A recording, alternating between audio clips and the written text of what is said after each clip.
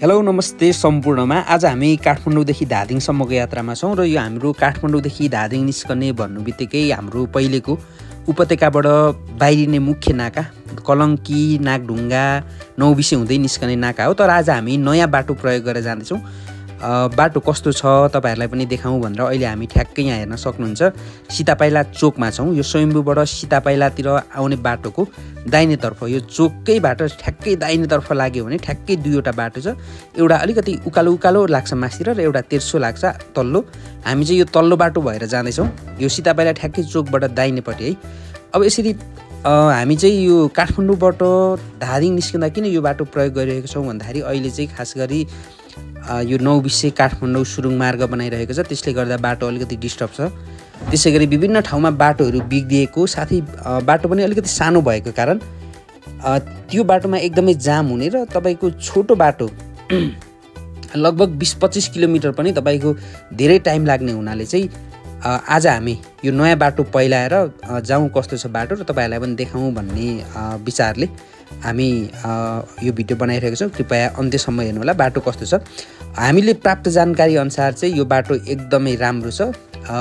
केही ठाउँमा यसो 200-400 मिटर मात्र अलिकति कच्ची जस्तो छ, त्यो पनि एकदम राम्रो छ भन्ने हिसाबले चाहिँ हामी पनि हिँडेको छौँ। हाम्रो पनि यो यात्रा पहिलो पटक हो र हामी सीतापाइलाबाट अगाडि बढिसकेको छौँ। अहिलेसम्म बाटो एकदमै राम्रो छ। यो बाटो हामीले गुगल म्यापमा हेर्दाखेरि 24 किलोमिटर छ। अब हेरौँ कस्तो छ, कति टाइम लाग्छ। यो बाटो ठ्याक्कै धार्के निस्किन्छ।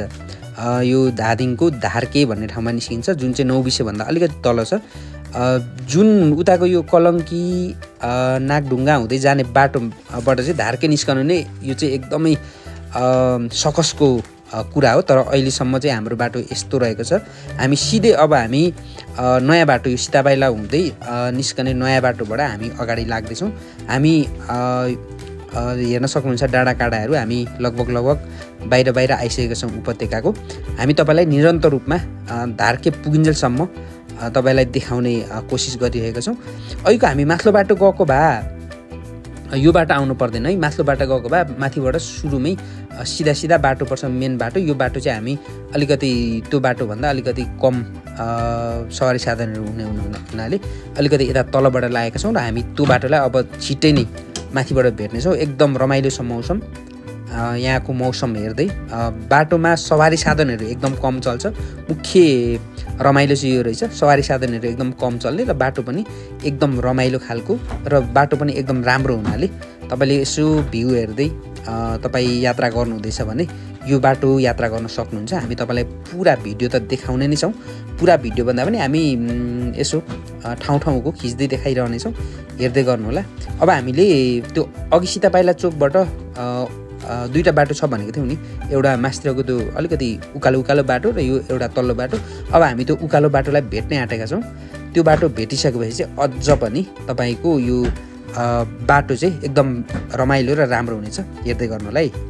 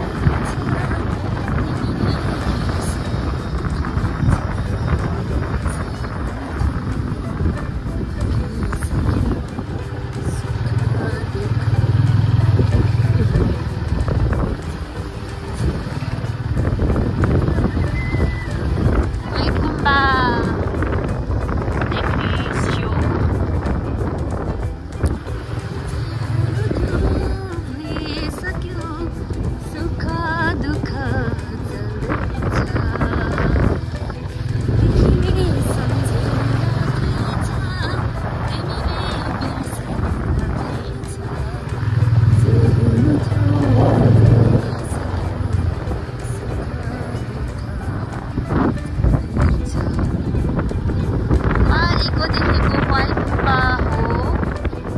वाइपुपा त होला त्यो। ओरा ओरा ओरा ओरा आइसकेका हामी।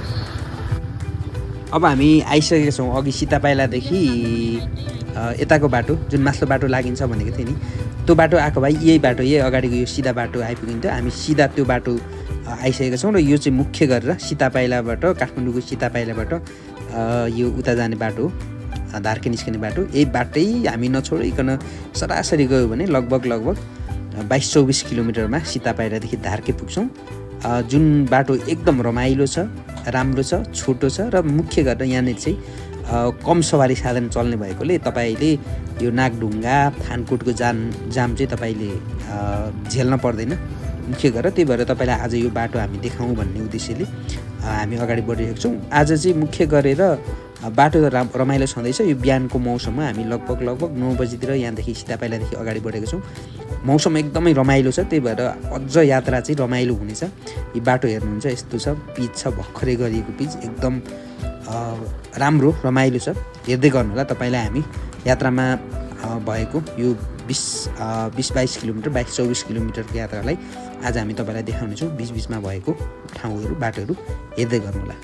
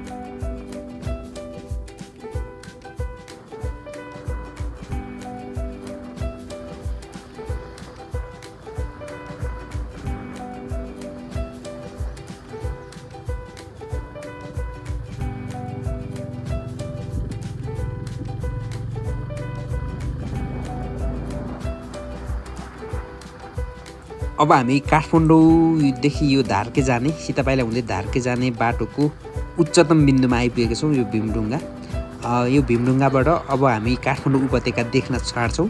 यतापट्टि पछाडि हेर्ने भने हामी काठमाडौँ उपत्यका छ भने अबदेखि हामी उतापट्टि यो धार्केको साइड, जुन धादिङको साइड छ, धादिङको साइड हामी देख्न सक्छौँ। यहाँदेखि उता धादिङको साइड छ, यतापट्टि हामी काठमाडौँ उपत्यका देख्न सक्छौँ। अब यहाँदेखि हामी ओह्रालो लाग्छौँ। बाटो एकदमै राम्रो छ, यहाँसम्म पनि, उता पनि एकदम राम्रो थियो, मौसम पनि राम्रो छ। मुख्य भनेको तपाईँलाई अघिदेखि हामीले भनेको छौँ, यो बाटो छिटो हुनुको कारण चाहिँ एक त बाटो राम्रो छ, नयाँ बनेको बाटो, र अर्को भनेको यहाँ चाहिँ सवारी साधन चाहिँ एकदम कम मात्रामा चल्छ।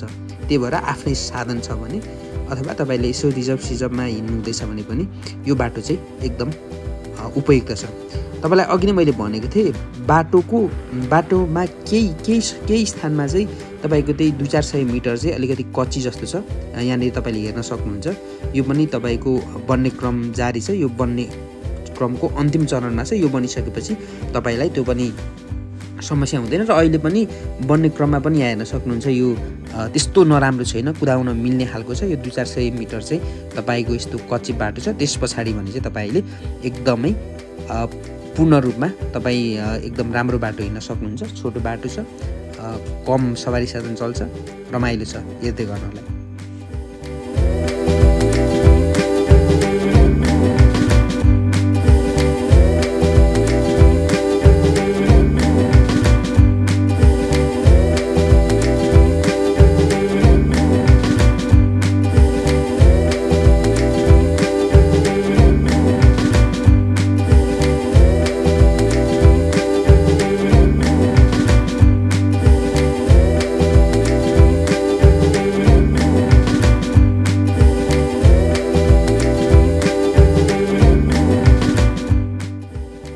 अब हाम्रो कच्ची बाटो पनि सकिन आँटिसकेको छ। कच्ची बाटो धेरै लामो छैन, तपाईँले देखिसक्नुभयो, 200-400 मिटर छ। र अब हामी अहिले यहाँ आइपुग्यौँ धुनीबेसी नगरपालिकामा। यहाँहरूलाई हार्दिक स्वागत गर्दछ भनेको छ। अब हामी धादिङको धुनीबेसी नगरपालिका प्रवेश गऱ्यौँ।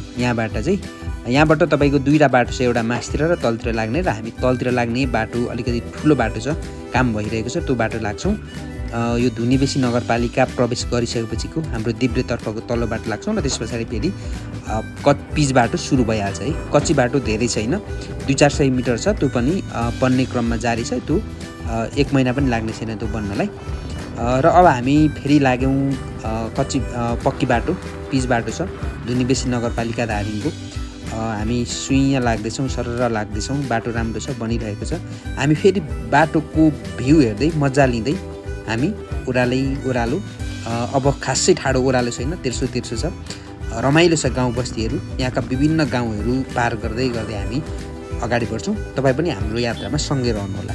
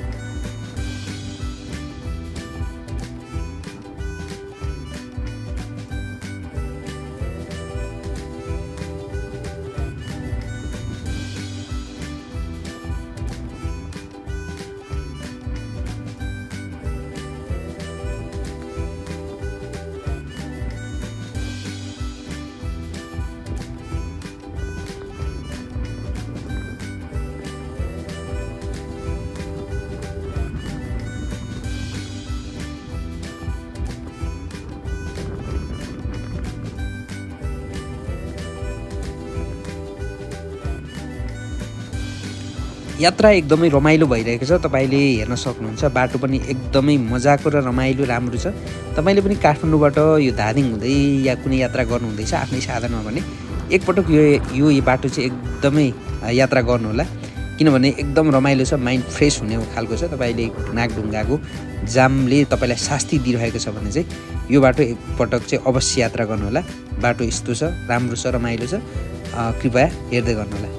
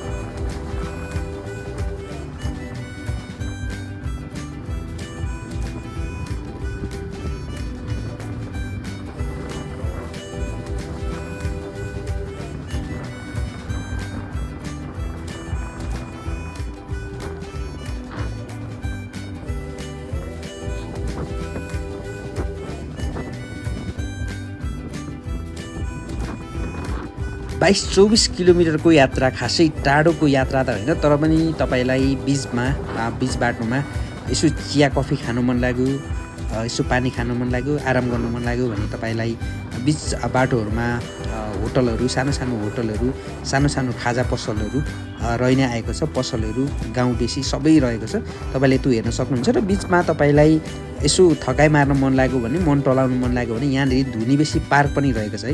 बिचमा तपाईँले ओर्लेर एकछिन धुनीबेसी पार्कमा, यो धुनीबेसी नगरपालिकाले बनाएको यो धुनीबेसी पार्क निकै नै रमाइलो छ, राम्रो छ। तपाईँले त्यहाँ बसेर पनि एकछिन आफ्नो मन टलाउन अथवा एकछिन आराम गर्न सक्नुहुन्छ। यो चाहिँ सितापाइलादेखि धार्के जाने बाटोमै पर्छ है, त्यो बाटोमै पर्छ। तपाईँले एकछिन त्यहाँ थकाइ मार्न सक्नुहुन्छ, रमाइलो छ।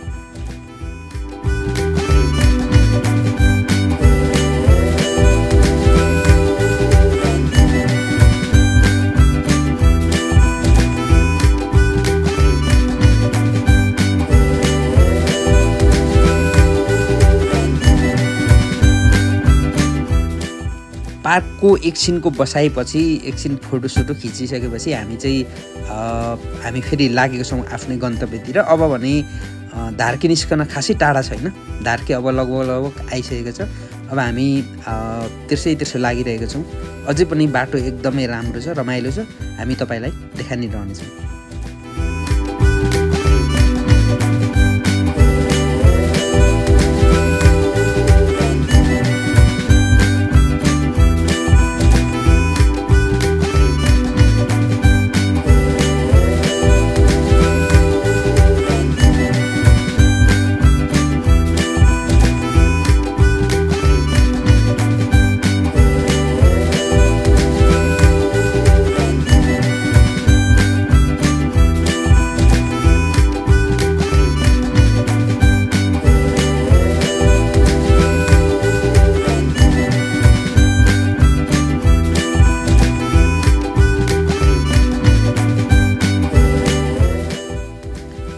अब हामी धार्के बजार निस्कनै आँट्यौँ। हामीले अगाडि देख्न सक्छौँ त्यहाँनिर अलिकति बाक्लो जुरुप्प परेको बस्ती छ, त्यो चाहिँ धार्के बजार हो। र हामीले यहाँ अगाडि देख्न सक्छौँ पुल छ। अब यो पुल चाहिँ हाम्रो यो धार्केदेखि यता सितापाइला निस्कने बाटोको पुल हो, यो धार्के बजारकै पुल हो। अब यो पुलसम्म यो एकदम पिच छ। अब यो पुलदेखि उता चाहिँ अलिकति थोरै 100-200 मिटर मात्र तपाईँको मेन जुन हाम्रो पृथ्वी राजमार्ग छ, कलङ्की नागढुङ्गा हुँदै निस्कने बाटो, त्यहाँसम्म अलिकति कच्ची जस्तो छ। यसले केही तपाईँलाई फरक पार्दैन, नजिकै पेट्रोल पम्प छ। अब यी अगाडि हो हाम्रो चाहिँ पृथ्वी राजमार्ग, यो थोरै अलिकति कच्ची जस्तो छ, 200 मिटर जस्तो। अब हामी पृथ्वी राजमार्गमा निस्कन्छौँ, हेर्न सक्नुहुन्छ। यहाँनिर यतादेखि जाँदा त त्यस्तो समस्या छैन। सितापाइलादेखि निस्किँदाखेरि यो बाटो अब यही बाटो हो भनेर हामी गइहालिन्छ। तर पृथ्वी राजमार्गबाट यता सितापाइला निस्कने, धार्केबाट सितापाइला आउँदाखेरि चाहिँ अलिकति यो गल्ली जस्तो बाटो भएको हुनाले यहाँ तपाईँ अल्मलिन सक्नुहुन्छ। यस्तो छ बाटो। हामी यहाँ धार्के आइसकेको छौँ। तपाईँलाई कस्तो लाग्यो आजको यात्रा र यो बाटो कस्तो लाग्यो कृपया कमेन्ट गर्न नभुल्नुहोला। हामी धार्केको यो मेन हाइवे पृथ्वी हाइवेमा आइसकेका छौँ।